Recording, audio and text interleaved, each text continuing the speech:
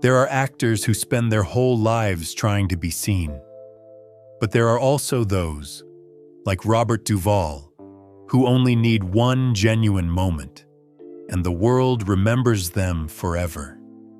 In the history of Hollywood, his name is not tied to noise, to flamboyant romances, or to flashy PR tricks. Robert Duvall stepped into cinema with something different: frankness, stillness, and a kind of authenticity so pure that it sometimes made Hollywood feel uncomfortable. In his 90s, he lives on a quiet farm in Virginia. No lights, no red carpets, no paparazzi, only the sound of wind, the creaking of old wooden doors, and the way he watches the sunrise like a man who understands very well. Fame was never the final goal, yet it is that very silence that made him an icon. Because in a world full of people trying to perform beautifully, Robert Duvall chose to perform truthfully. More than half a century ago, Robert Duvall appeared in frames that cinema history can never forget. Tom Hagen, the calm, level-headed lawyer in The Godfather. Lieutenant Kilgore, the man with eyes sharp as steel and an immortal line in Apocalypse Now. And then the aging Pastor Mac in Tender Mercies, the role that earned him an Oscar. Each character carried the same essence: absolute authenticity, minimalistic expressions, yet as deep as the bottom of a dark well. There was a time when he said, "I don't want to be a star. I want to be an actor." A sentence that may sound simple, but it contains his entire life. A journey of discipline, solitude, and choices unlike anyone else's. Hollywood has always valued those who know how to show off. But Robert Duvall chose to step away from the spotlight, letting his characters speak for him. He didn't exaggerate, didn't grandstand, didn't need explosions on screen. He simply stepped into the frame with the calm of a man who understands that acting is not about making others believe, but about believing in what he himself is feeling. And perhaps because of that, he became one of the rare actors time cannot erase. Not because of the noise of fame, but because of roles that were quiet and steadfast, like carvings etched into stone. Robert Duvall is not a storyteller. He is the story itself, a story that needs no display, no explanation, only the imprint of truth. Robert Seldon Duvall was born in 1931 in San Diego, California, in a small house near the shore of the Pacific Ocean. His father, Admiral William Howard Duvall, was a Navy officer who lived by absolute discipline. His mother, Mildred Virginia Hart, was a gentle, open, and sensitive semi-professional actress. One belonged to command. One belonged to the stage. Robert grew up at the intersection of those two worlds. His childhood was a series of constant relocations following his father's military assignments. Virginia, Maryland, Illinois. Each place long enough only to grow familiar with the sunlight and the shape of the trees, then leave again. Duvall didn't have a hometown to return to, nor a fixed group of friends to grow up with. That drifting life formed in him the habit of observing in silence, an instinct that would later become the soul of his acting. At school, Robert wasn't a child who drew attention. Not loud, not competitive, not the outstanding type. Teachers remembered him as a quiet boy, whose eyes always followed others as if trying to read a story beneath the surface.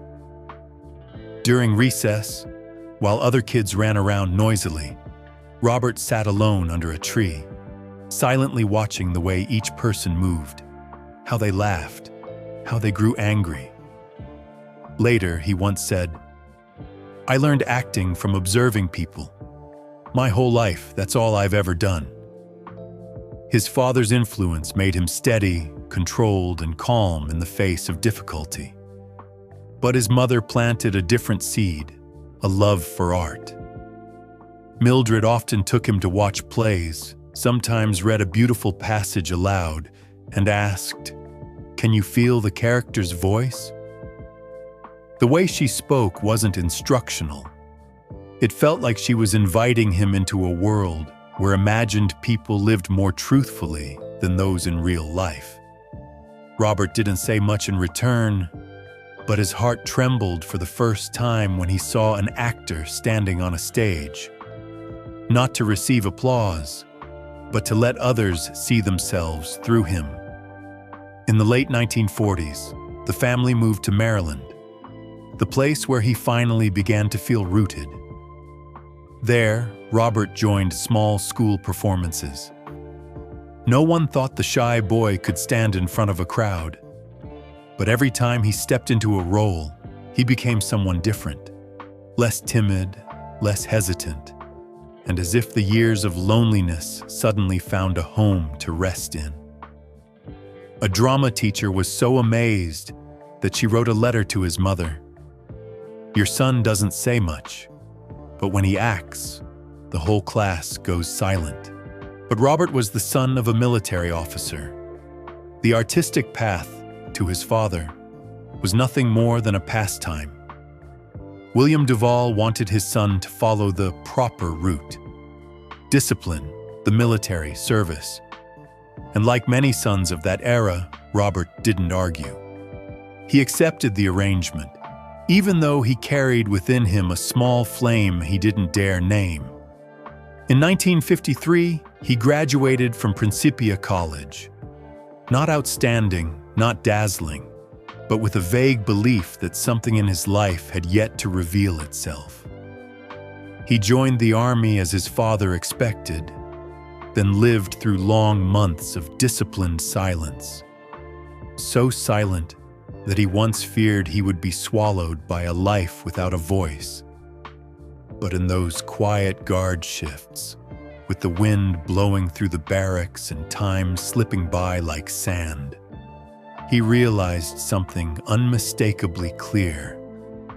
He could not live his whole life just to do the right thing. He needed to look into someone else's eyes. He needed to act. He needed to live in a world where emotions weren't hidden.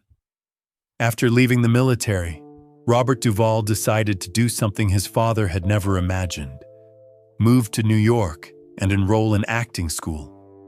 No money, no safety net, no promises. Just a 30-year-old young man stepping off a Manhattan train with a few old suitcases and a fragile belief that art might save him. No one knew then that the quiet moments of his childhood, the endless relocations, the solitary recesses, the soundless guard nights, would become the foundation of one of the most authentic actors Hollywood has ever had. New York in the late 1950s was a place both ruthless and breathtaking.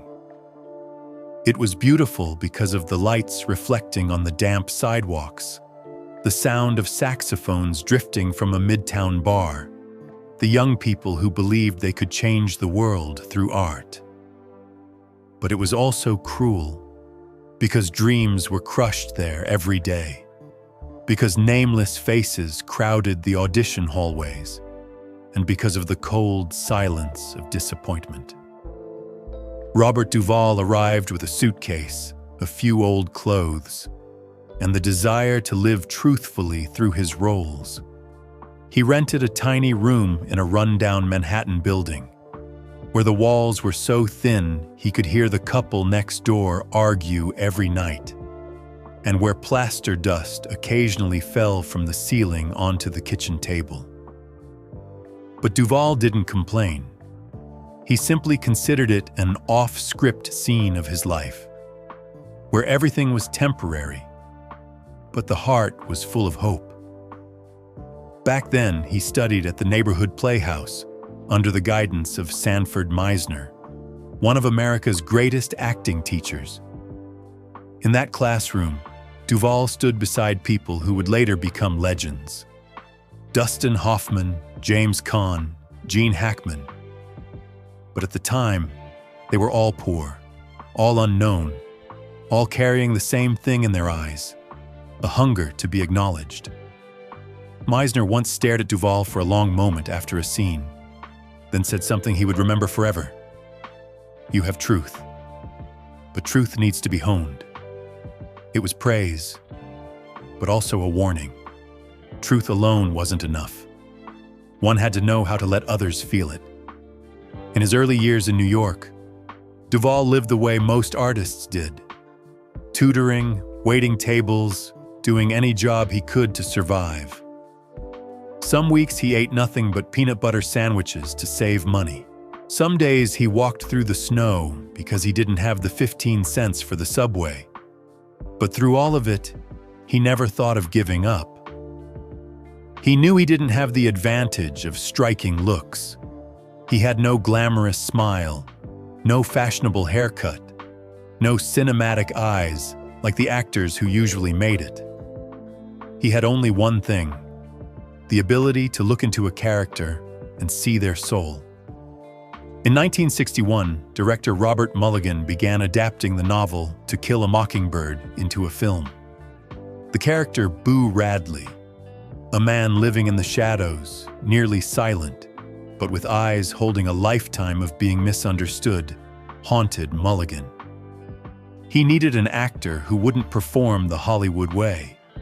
He needed a soul that understood silence. While rewriting the character description, Mulligan suddenly remembered the quiet eyes from Meisner's class. The eyes of a man who wasn't trying to be a star, but simply wanted to be true. He invited Duvall to meet him. It wasn't an audition. No lights, no cameras, no reading lines. Just a brief conversation in a small Universal office. Mulligan looked at him for a long time and asked, "Can you stand still and be real?" Duvall didn't act. He didn't try to be serious. He didn't try to impress. He simply answered, soft as a breath, "I've been doing that my whole life." And that was enough. In 1962, he was cast as Boo Radley in To Kill a Mockingbird. It was a small role, with no dialogue, no spotlight. But the way Duvall stepped out of the shadows at the end, silent, trembling slightly, eyes deep and broken, stunned the entire crew. People began asking, "Who is that guy?" But the irony of Hollywood was that even after gaining attention, Duvall remained stuck with the label character actor. People said he was talented, but not handsome enough to be a star. That thought often left Robert sitting alone in his small apartment, wondering, if people only look at appearance, will they ever see my truth? The 1960s went by with dozens of small roles. The third policeman in a TV episode, a farmer in an independent film, a man walking past in a black and white drama. None of them were roles to be remembered. None of them made him a star. But every time he stepped before a camera, even for just a few seconds, he acted as if it were the last opportunity of his life. He lived with the feeling of being out of sync with his era.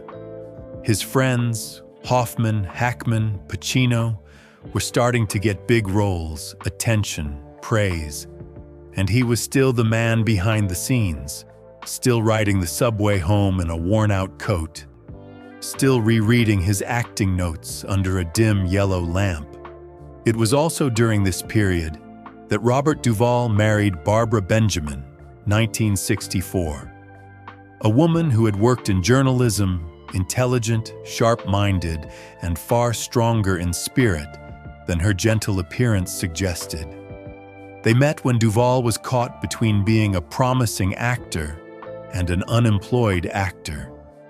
Barbara saw in him a strange quietness, not an indifferent silence, but one filled with inner force, the kind of stillness that made people want to step closer.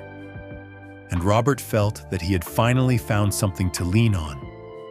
A family, an anchor, a little peace amid the difficult years.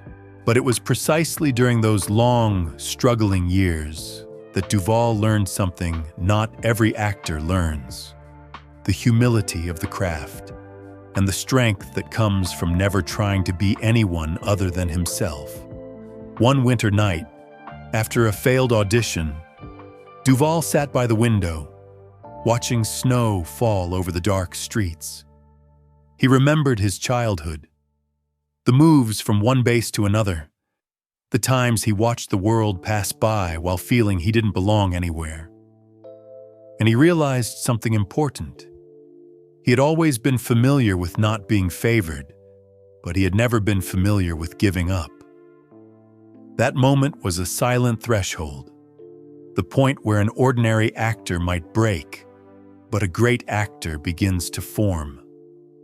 The quiet man had no idea that just a few years later, his calm eyes would appear in the greatest mafia film ever made.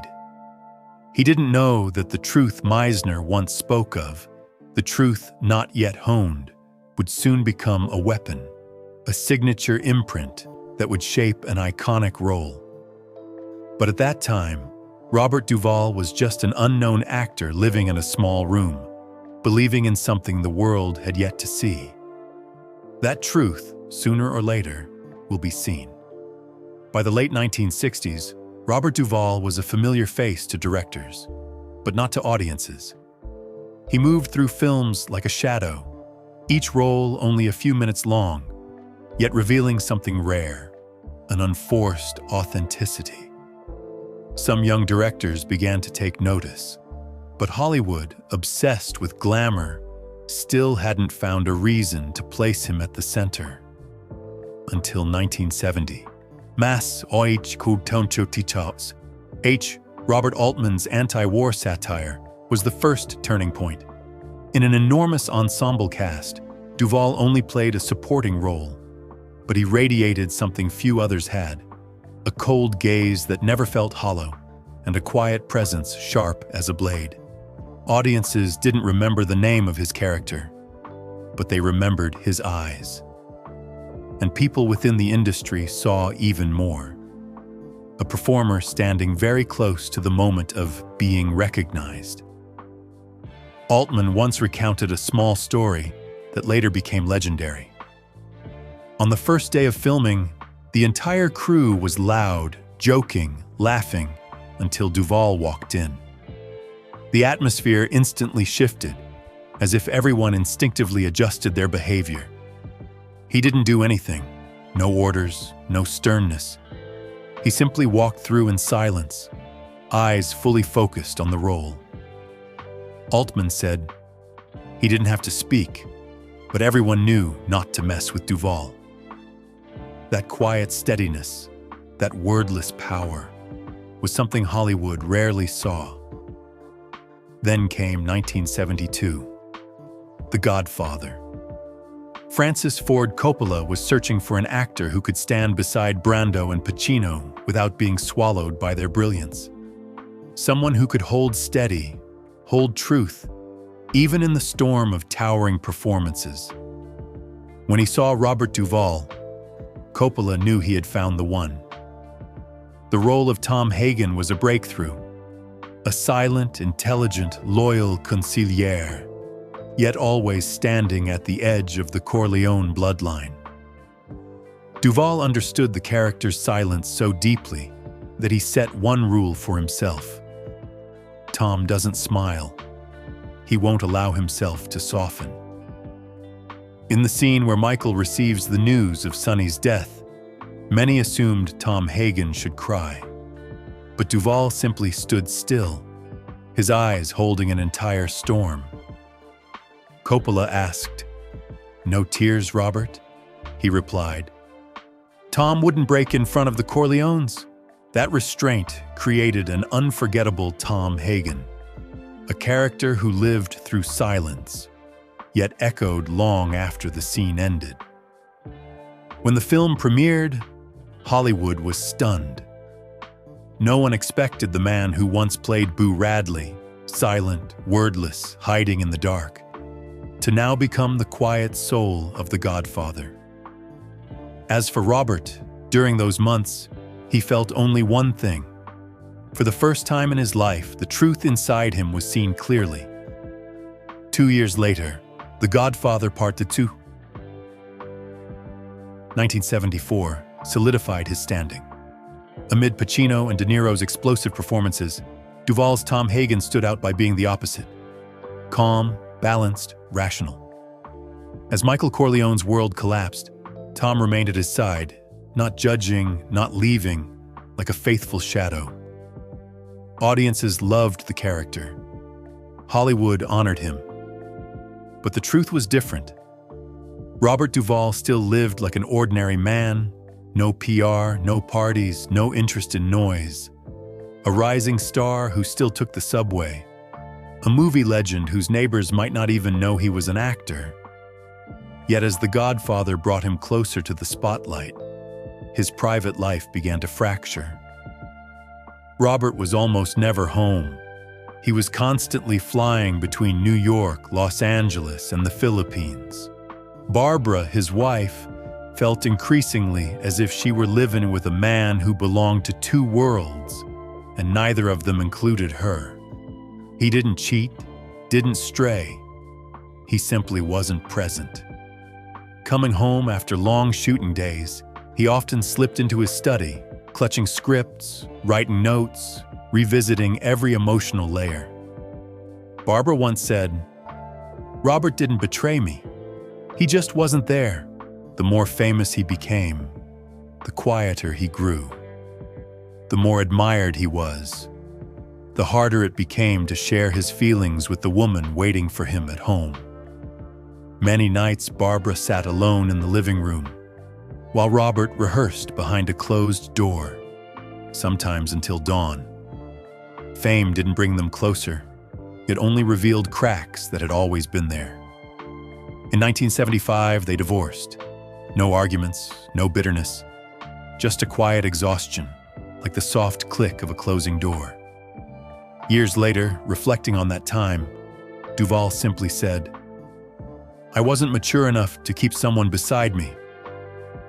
Then came 1979. Once again, he carved his place in film history, this time under Coppola's direction in Apocalypse Now. His role as Lieutenant Colonel Bill Kilgore was a paradox. Humorous but dangerous, eccentric but truthful, bizarre yet impossible to look away from. When he stood amid smoke and explosions, uttering the immortal line, "I love the smell of napalm in the morning."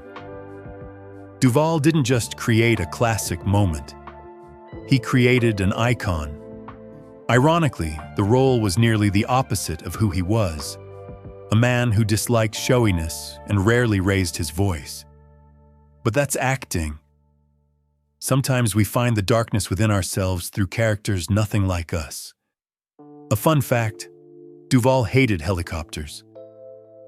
He told Coppola, "If possible, let me ride a horse.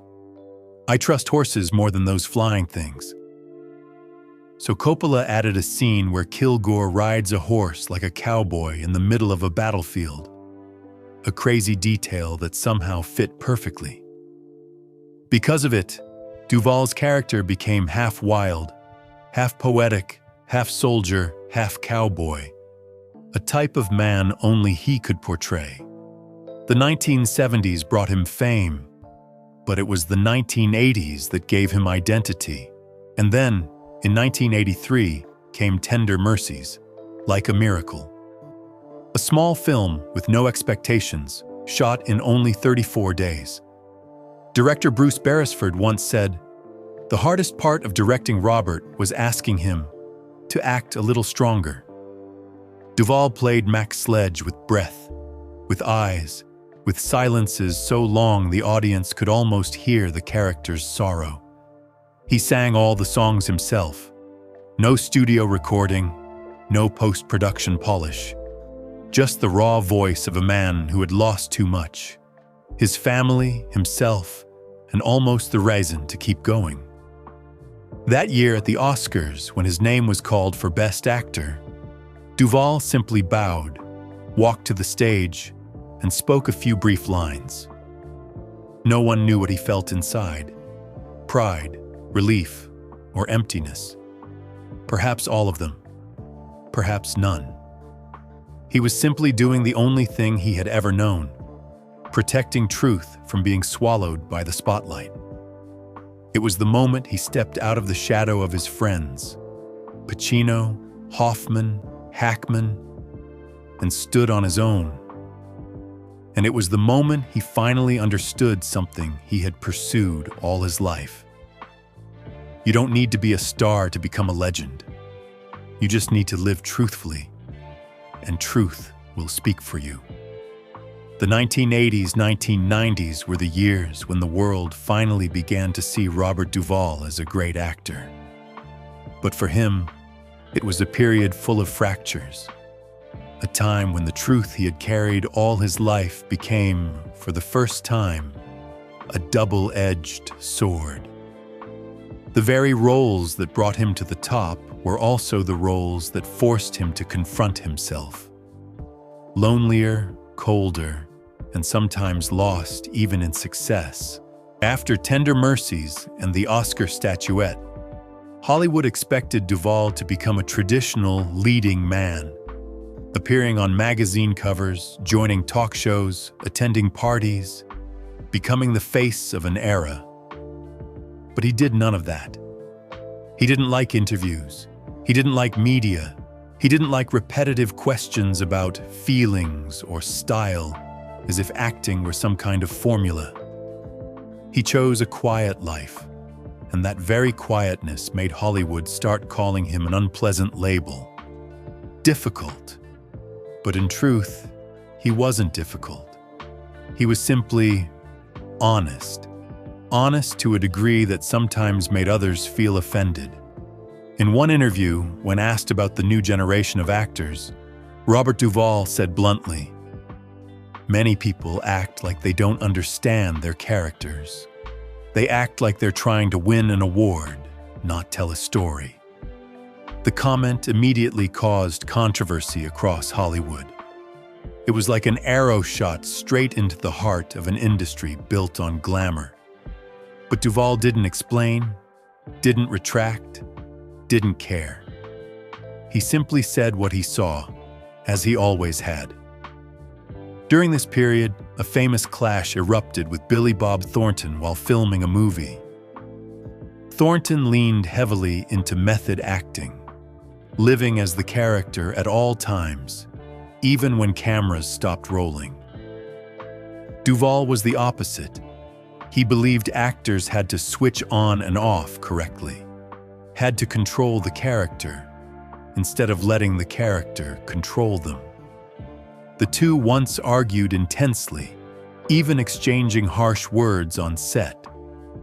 Thornton said Duvall was irritable, old-fashioned, and Duvall looked him straight in the eyes and replied softly, "That's not acting. That's just exhaustion." The story spread throughout Hollywood, further cementing his reputation for being honest to the point of discomfort. But what lay behind all these conflicts? Nothing more than a man loyal to the principle he had learned from Meisner more than 30 years earlier. Acting is living truthfully. Sometimes, though he would never admit it publicly, he felt the shadow of Brando or Pacino hanging over him.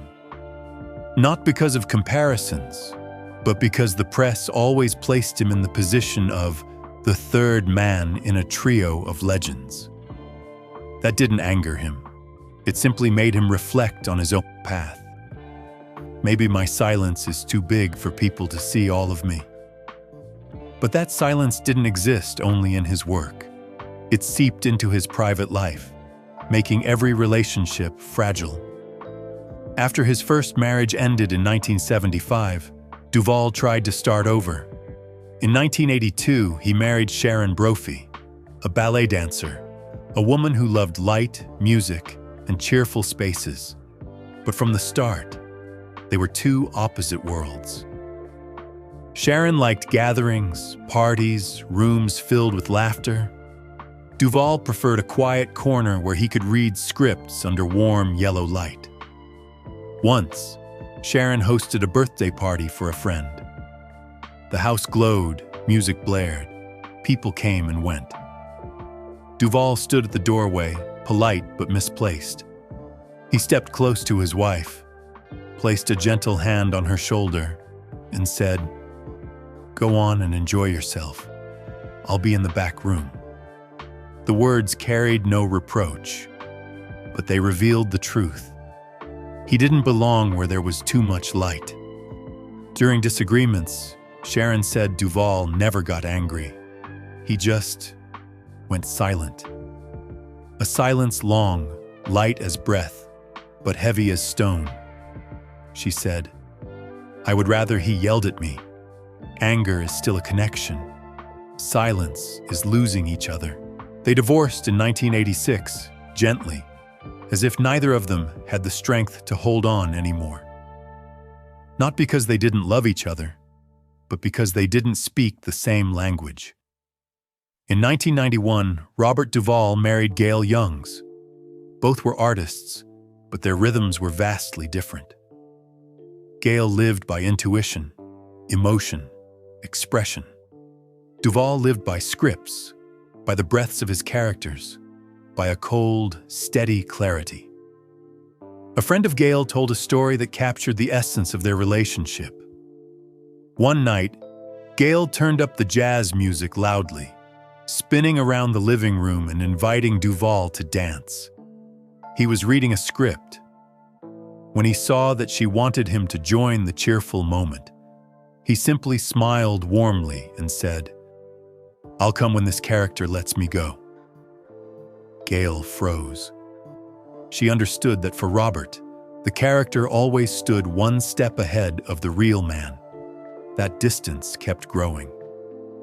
A neighbor from that time recalled a night when Duvall came home very late, and Gail was already asleep.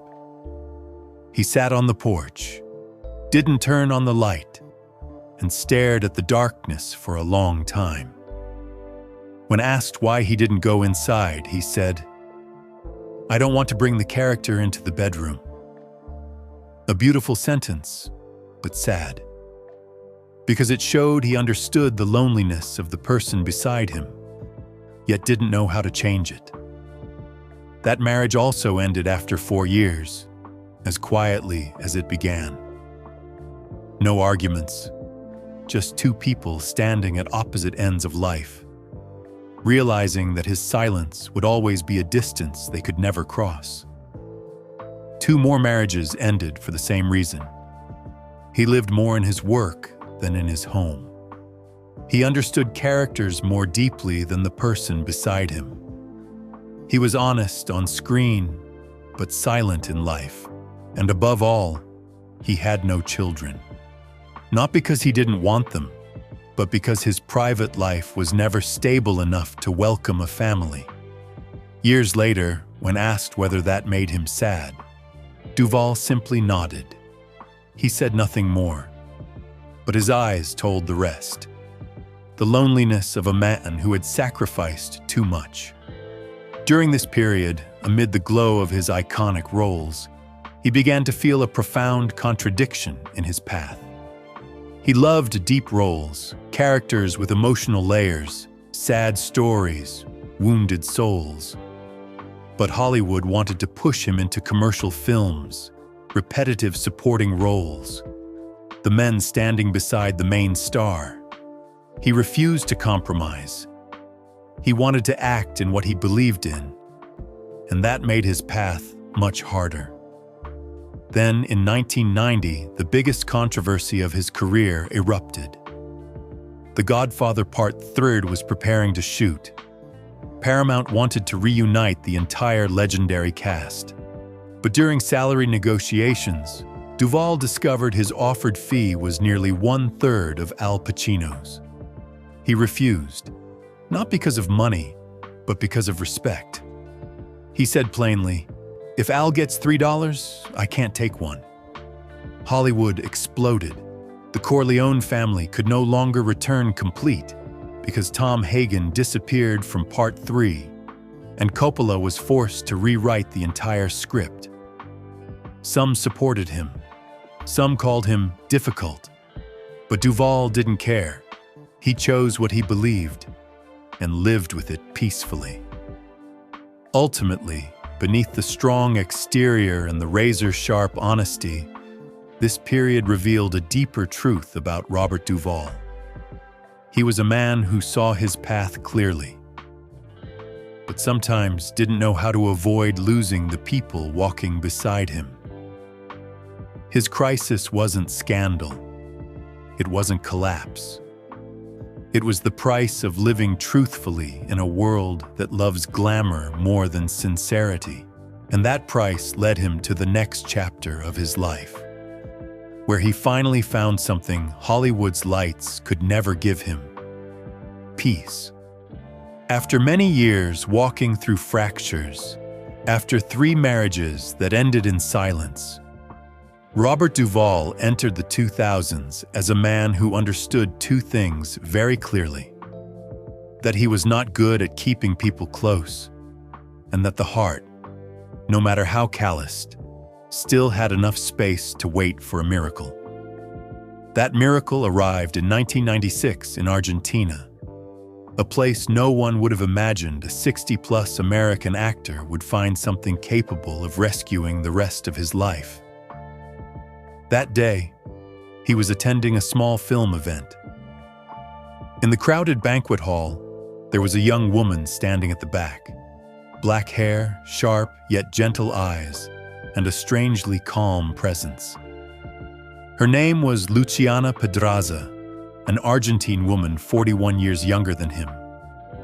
The moment he saw Luciana, Duvall didn't say a word. He just stood still, tilting his head slightly, as if he had just recognized something familiar. A kind of light that didn't blind him, but drew him closer. What was fascinating was, Luciana was the one who approached first, and the first thing she said wasn't flirtatious at all. "I heard you like tango?" Duvall laughed, a rare smile, softer and more adorable than any character he'd ever played. 2 people from 2 completely different worlds connected through a dance, and beautifully so. Tango is not danced with the feet, but with the heart. Luciana understood Duvall in a way the women before her could not. She didn't try to pull him out of his silence. She stepped into that silence, gently, patiently, without demanding anything. And he, for the first time in many years, felt he no longer needed to guard himself. No need to hold tightly to the armor he had worn for decades. No need to hide the loneliness buried beneath his powerful performances. Luciana didn't ask him, "Why are you so quiet?" She didn't resent his few words. She didn't try to change him. She simply stayed, like a warm, steady breath, making him realize that love isn't about speaking, it's about presence. In 2005, while the world was still puzzled, even skeptical, about the massive age gap between them, Robert Duvall didn't care. He held Luciana's hand and married her at age 74. A small wedding, no noise, no media, no crowd. Just a few close friends and a simple vow. Let's not hold each other with words, but with kindness. In the years that followed, Luciana became his emotional anchor. They worked together on arts programs, charity activities, independent film projects. More importantly, she taught him to smile more, to soften, to slow down, to see the world not through the eyes of an actor, but through the eyes of a man who was truly happy. In a rare interview, Robert Duvall once said, "Tango saved me, but Luciana is the one who helped me live." It was an admission not many people ever heard. But those who understood him knew his life could be divided into 2 parts: The part before Luciana, full of talent, full of fame, but full of cracks. And the part after Luciana, peaceful, warm, gentle enough that even outsiders could feel it. Another remarkable thing. Luciana never tried to turn Duvall into someone else. She didn't ask him to be more social, didn't push him to be more open, didn't expect him to be a star in the public eye. She loved him exactly as he was. A quiet man, a bit awkward, sometimes hard to read, but always truthful. Some evenings on their Virginia ranch, when the sun fell over the fields, Luciana and Duvall would sit together on the wooden porch. No words, no music, no storytelling. Just two people, two breaths, and a peace Robert had spent his entire life searching for. At an age when many prepare to close their journey, Duvall began a new chapter. Warmer, kinder, beautifully simple. This was not something Hollywood ever gave him. This was what life owed him after so many years standing quietly on the outskirts of every happiness. If his career gave him fame, lights, and applause, then this late love gave him something he had long lost: a true home. Someone who touched his loneliness without breaking it.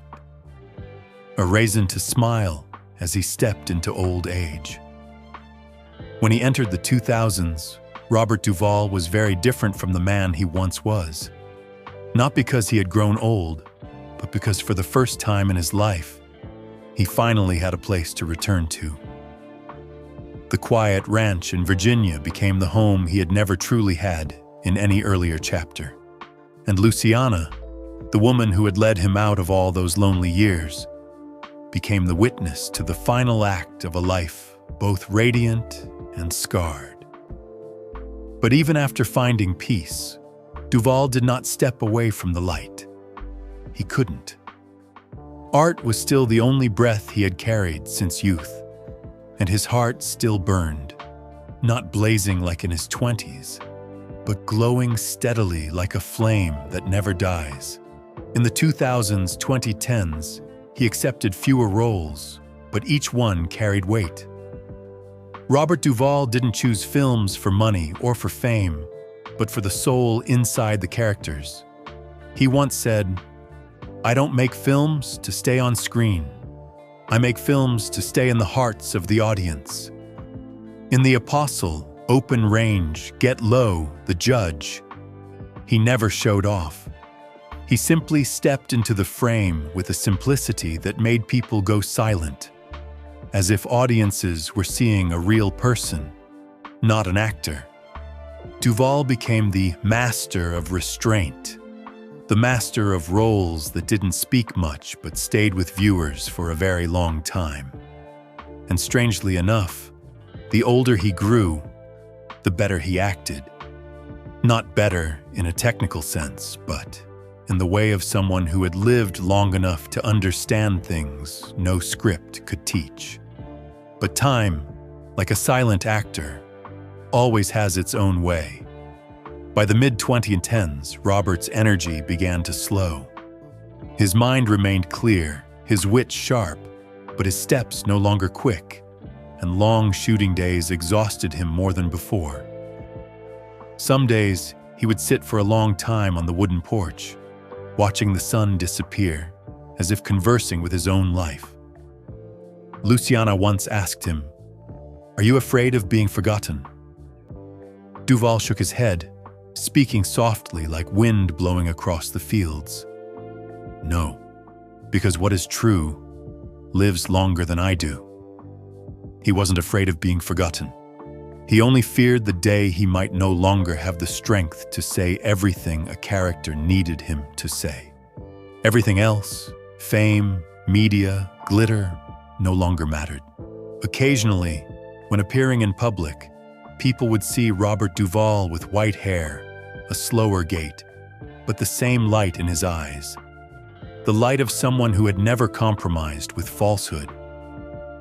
He spoke less, smiled more, and no longer felt the need to prove anything. At that age, he had only one remaining goal: to live with kindness and to make art with integrity. Looking back, Robert Duvall's legacy is greater than any spotlight ever cast upon him.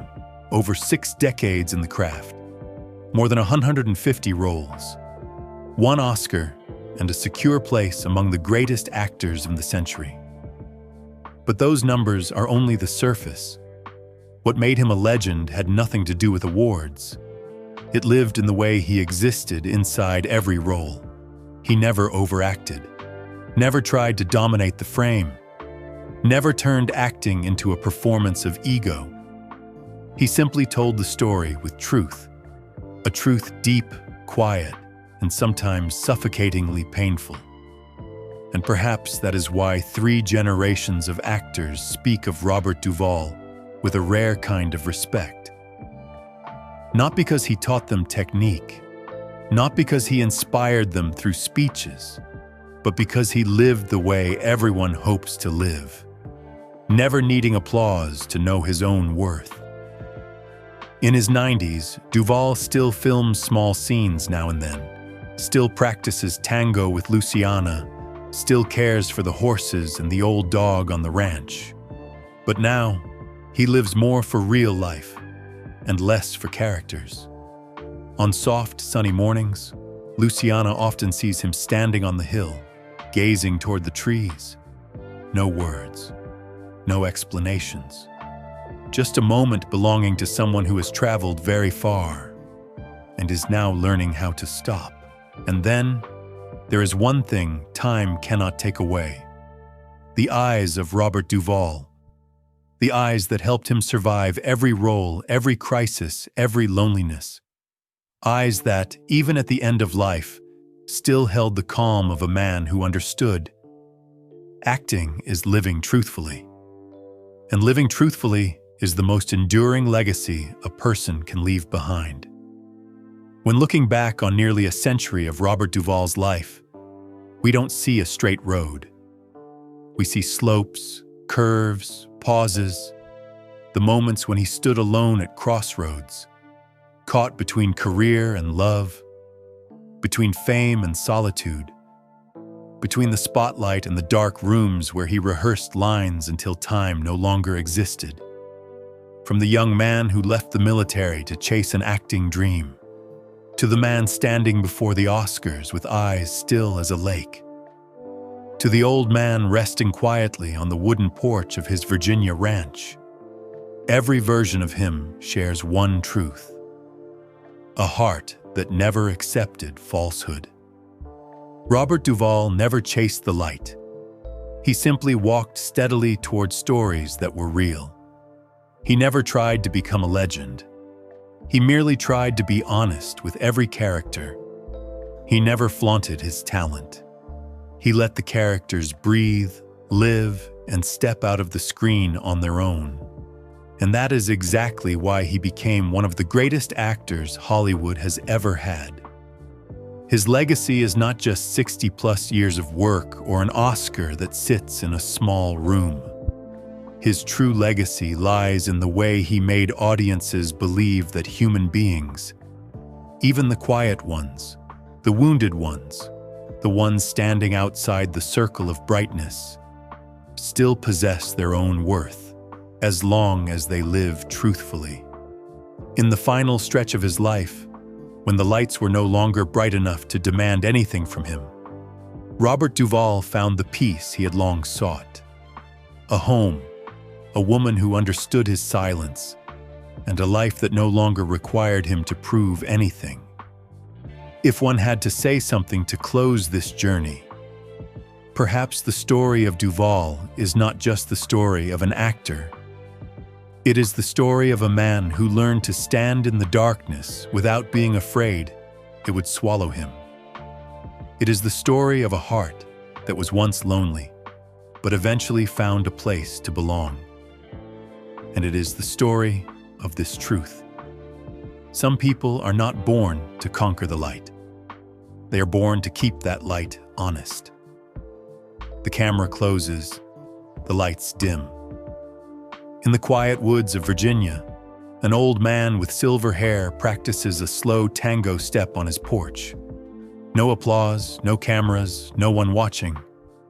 Just the steady rhythm of a life that has weathered many storms and is now finally living fully in the peace he deserves.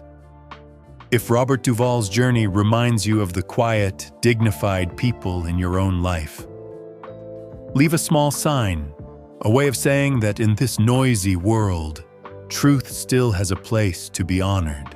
If this story moved you, don't forget to subscribe for more cinematic journeys into the lives behind the fame.